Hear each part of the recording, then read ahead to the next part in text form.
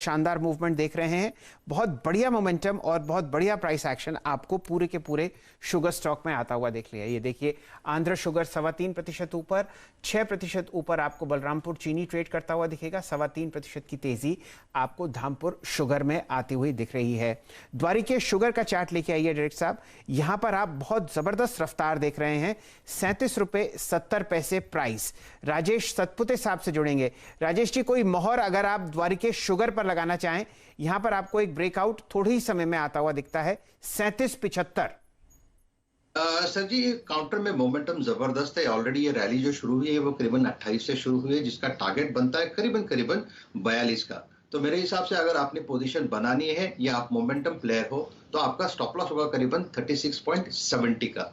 36.70 के stop loss के साथ लॉन्ग करें। 40 के आसपास का एक साइकोलॉजिकल हर्डल है, लेकिन मुझे लगता है 42 तक की जगह अभी बाकी है। जुड़ते हैं वीरेन जी से। वीरेन जी, शुगर स्पेस में अगर आपको कुछ पसंद आता हो, काफी सारे स्टॉक्स अब आपको हाईएस्ट लेवल में ट्रेड करते हुए दिखेंगे। कम से कम रिकॉर्ड हाइज आपने लगते हुए देखे हैं बलरामपुर चीनी में। कोई अगर आपको पसंद शुगर स्टॉक आता हो तो उस पर जिक्र कीजिए। शैल जी, मैं तो स्ट्रेंथ के साथ जाऊंगा। जिस स्टॉक का जिक्र आपने किया ना अभी अभी, बलरामपुर चीनी, मेरा ध्यान कल से ही उस पर है। और अब क्योंकि ये अनचार्टेड टेरिटरी में है, तो जरा प्लीज चार्ट लेके आइए बलरामपुर चीनी का। स्ट्रॉन्ग, स्टेबल और इस वक्त करीब करीब 221.20 पर। कल ही हमने बात की थी शैल जी, यहाँ पर अब जो लाइकली प्रोजेक्शन है, डायरेक्टर साहब प्लीज एक बार जरा लाइकली प्रोजेक्शन लेके आइएगा। समझ लीजिए कि इसमें जो कंसोलेशन हुआ है वो हुआ है आखिरी टाइम में करीब करीब 30-40 रुपए का। तो यहाँ से जो प्रोजेक्शन बनता है वो बनता है शैल जी कम से कम नहीं तो 234 से लेकर 44 के जोन का। तो मेरे को 234 और 244 जोन का जो जोन है ना वो पॉसिबल लग रहा है इसमें। खैर, इस पे एक टेक और ले लेता हूं। राजेश, इनफैक्ट मानस 222 अब बलरामपुर चीनी, आपको लग रहा है 234 244 इस सिंगल स्विंग में, क्योंकि वॉल्यूम्स काफी स्ट्रांग है, अनचार्टेड टेरिटरी में स्टॉक है इस वक्त। देखिए, लॉन्ग टर्म चार्ट से एक ब्रेकआउट ऑलरेडी आ गया है वीरेन जी, और मैं तो समझता हूँ कि स्टॉक में पोटेंशियल करीब 260-265 तक का है। हालांकि अब लेना थोड़ा मुश्किल है क्योंकि ऑलरेडी हमने 3-4 दिन का एक बड़ा मूव देख लिया है। लेकिन आपके पास लॉन्ग पोजीशन है तो बने रहिए। स्टॉप लॉस रिवाइज करके 214 रुपए करिए और टारगेट 260 सेट करिए। चलिए और देखते हैं कहां आपको बढ़िया मूवमेंट आता हुआ दिख रहा है। वीरेन जी, दो स्टॉक्स में आपको ध्यान देखना है कैश मार्केट्स में। एक है Shri Digvijay cement. Mid cap cement में रैली आपको बहुत अच्छी तरीके से बढ़ती हुई दिखेगी। जुड़ेंगे चंदन तपड़िया साहब से। Chandan ji, fresh record Shri Digvijay cement पर 70.70 रुपए। क्या रुझान आपका? जी देखिए, सारे सीमेंट में हम पॉजिटिव व्यू रख रहे हैं। और अल्ट्राटेक की बात करें, ग्रासिम की बात करें, एसीसी अंबुजा, और ये ऐसा स्पेस है कि बाजार की वीकनेस के बावजूद भी यहाँ पे चलेगा। और आपने दिग्विजय सीमेंट की बात की, अच्छा खासा ब्रेकआउट इस काउंटर में बना हुआ है और सारे सीमेंट के बाद साथ में ये काउंटर भी चलता हुआ नजर आएगा। तो जिस हिसाब से ब्रेकआउट बना है, लगभग यहाँ पे मौजूदा लेवल से 8-10% की रैली बननी चाहिए। तो मेरे हिसाब से 82-85 के जोन पे यहाँ पे फोकस करें, वहां तक क्या टारगेट्स यहाँ पे एक्सटेंड हो सकते हैं। ये रैली आपको आती हुई दिख रही है श्री दिग्विजय सीमेंट में। सारे के सारे वीरेन जी फर्टिलाइजर स्टॉक्स आपको हरे निशान में ट्रेड करते हुए दिखेंगे। आपके सामने आरसीएफ प्रस्तुत है, आपके सामने एनएफएल प्रस्तुत है। यहां पर आपको बहुत बढ़िया मूवमेंट आता हुआ दिख रहा है। फैक्ट में आपको अच्छी तेजी दिख रही है। चंबल फर्टिलाइजर आपके सामने स्क्रीन पर। जीएसएफसी आप देखिए आपको 100 रुपए के आसपास ट्रेड करता हुआ दिखेगा। और दीपक फर्टिलाइजर, ये 4 या 5 स्टॉक्स हैं जहां पर आपको बढ़िया मोमेंटम स्क्रीन पर आता हुआ दिखेगा। दो बहुत ही अच्छे काउंटर्स हैं जहां पर आपको हाई बीटा मिलता है हमेशा। चंदन जी से जुड़ेंगे और उनकी राय लेंगे दीपक फर्टिलाइजर पर और जीएसएफसी पर। जी देखिए, सबसे पहले मैं जीएसएफसी की बात करता हूं। जीएसएफसी हमारा पिछले कुछ दिनों से प्रिफर्ड काउंटर रहा है और पिछले 3 दिनों से ये एक रेंज में चल रहा है और उस रेंज में भी 96 के सपोर्ट को बार बार होल्ड कर रहा है। तो जिनके पास पोजीशन है और नई पोजीशन के लिए 96 का सपोर्ट बनाना चाहिए। और अच्छी बात है कि बाजार की वोलेटिलिटी के बावजूद भी ये 100 के लेवल को डिसाइसिवली पिछले 3 दिनों से टेस्ट करके और उसके ऊपर होल्ड करने में कामयाब हो रहा है। तो 96 के सपोर्ट से ट्रेड करना चाहिए। 107 पहला लेवल रहेगा, 107 निकला तो 125 के भी लेवल दिखेंगे। और उसके अलावा दूसरे फर्टिलाइजर काउंटर्स है, वहां पे भी पॉजिटिव मोमेंटम रहेगा। यहाँ पे जरूर इस बाजार में defensive as well as the momentum bet दोनों तरीके से यहाँ पे कामकाज करना चाहिए।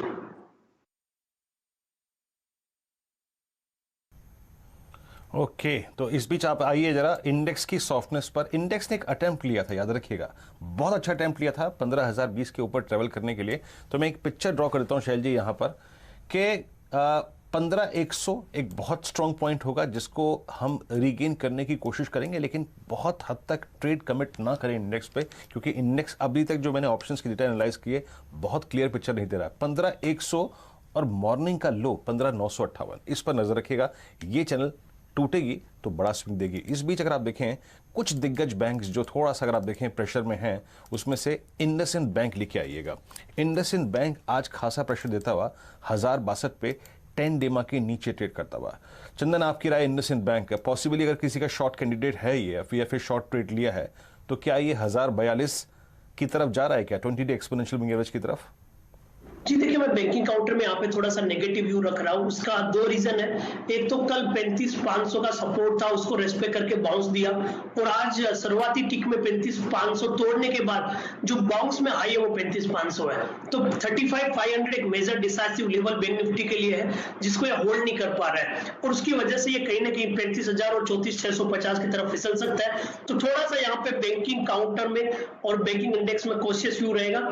इंडसइंड बैंक की बात करें तो काउंटर में अब ऐसा लग रहा है कि मल्टीपल अटेम्प्ट के बाद में ये 1110 1120 के जोन को नई डिसाइसिवली पार किया और अब सरेंडर हो रहा है।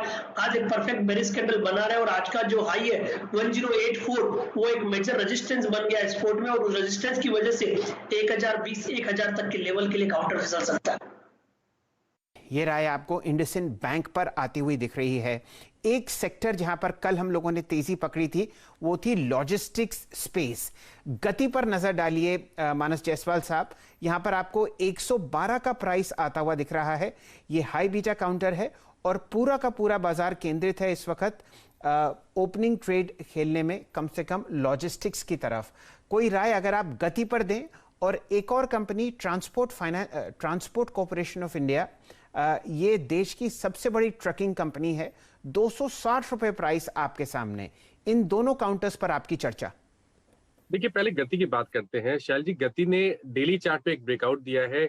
आर्ली चार्ट पे जाएंगे तो वहां पर एक फ्लैग पैटर्न बन रहा है। पैटर्न को देख के लगता है कि बहुत जल्द हम फ्लैग पैटर्न का ब्रेकआउट ऊपर की तरफ देखेंगे, और अगर 115 116 के ऊपर निकल जाएगा तब तो आप मान के चलिए कि 127 129 के लेवल्स भी देखने को मिलेंगे। तो खरीदारी अभी करनी है।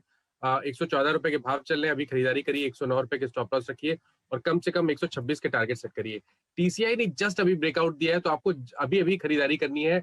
250 के नीचे आपको स्टॉप लॉस रखना है और यहाँ से कम 20 रुपए का आपको देखने को मिलेगा। तो टीसीआई में टारगेट 280 के रहेंगे और स्टॉप लॉसेस 250 के रहेंगे। टीसीआई में देखिए आप टिप्पणी थी। इस बीच आप लेके आइए एक स्टॉक और, जिसमें मेरे को स्ट्रेंथ नजर आ रही है और दिन भी ठीक ठाक है उसके हिसाब से, और यूबीएल लेके आइएगा। ये डिफरेंट प्राइस परफॉर्मेंस है 1234 पे। राजेश सतपुते जी, यूबीएल और यूएसएल का अगर आप देखें पूरा का पूरा जो सिस्टम है वो आप ही के पास है। ट्रैकिंग सिस्टम जो है चार्ट्स को ट्रैक करने का, ये पिछले 3 दिन की राइजिंग चैनल को 4 दिन की इनफैक्ट काटने की कोशिश करता हुआ हायर लेवल्स पे। मैं इसके ऑप्शन एक्टिविटीज को एनालाइज कर रहा था।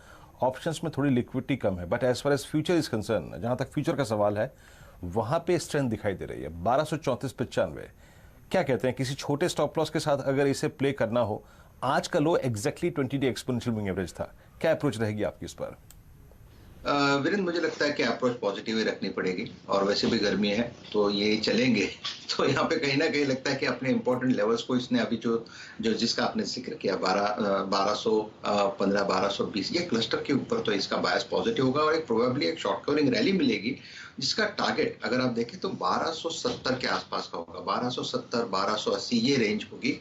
तो ये 1229 के आसपास है, इसे बाय करें। जो इंट्राडे प्लेयर है उनके लिए स्टॉप लॉस होगा 1215। चलिए, ये राय आपको आती हुई दिख रही है फिलहाल यूनाइटेड ब्रूरीज से। जुड़ेंगे चंदन तपड़िया साहब से।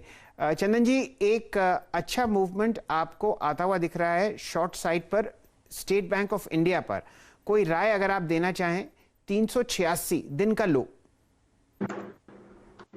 जी देखिए, बैंकिंग काउंटर में हम यहाँ पे थोड़ा सा नेगेटिव व्यू रख रहे हैं और बाजार की जो इतनी वोलेटिलिटी हो रही है वो थोड़ी सी हेवीवेट्स काउंटर में एक स्टेबिलिटी नहीं दे रही है, इसलिए थोड़ा सा यहाँ पे कॉशियस व्यू रखना चाहिए। सिलेक्टिव बैंकिंग काउंटर में पीएसयू चाहे प्राइवेट बैंक हो, इंडसइंड बैंक, एसबीआई, दूसरे काउंटर यहाँ पे वीक बता रहे हैं। तो एसबीआई ने यहाँ पे ब्रेकडाउन दिखा रहा है और ब्रेकडाउन की वजह से लगभग ये नीचे में 375 के लेवल को छूता हुआ नजर आएगा।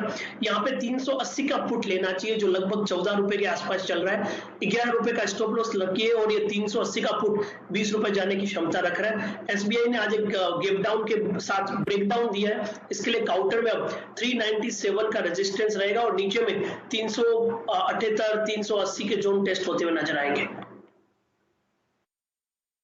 राय आपको आती हुई दिख रही है एसबीआई पर। वीरेंद्र जी, पूरा का पूरा आपको जो केमिकल स्पेस है वो हरे निशान में ट्रेड करता हुआ दिखेगा। नीरज जी की टीम में आपने कैमलिन फाइन साइंसेस को देखा था, गैप अप ओपनिंग। मेरे सामने जो प्राइस है वो आपको फिलहाल दिखेगा 158 रुपए। इस पर राय लेंगे पालविया साहब से। पालविया साहब, आपके सामने 158 रुपए 35 पैसे गैप अप ओपनिंग। कुछ राय अगर आप कैमलिन फाइन साइंसेस पर दें तो बिल्कुल शैल जी, स्टॉक